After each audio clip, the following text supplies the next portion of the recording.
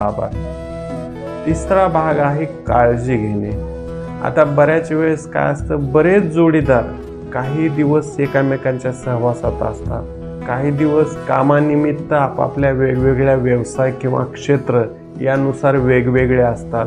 त्यांना वेगवेगळं काही ठिकाणी राहावं लागतं. मग अशा वेळेस काही अशी मोजकी वाक्य आहेत, अशी वाक्य वापरा.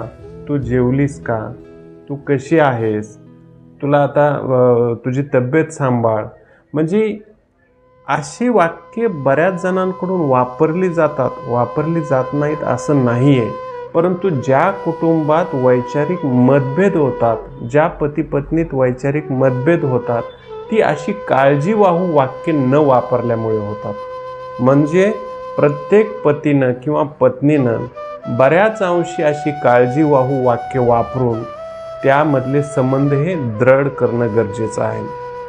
त्यानंतरचा जो भाग आहे तो म्हणजे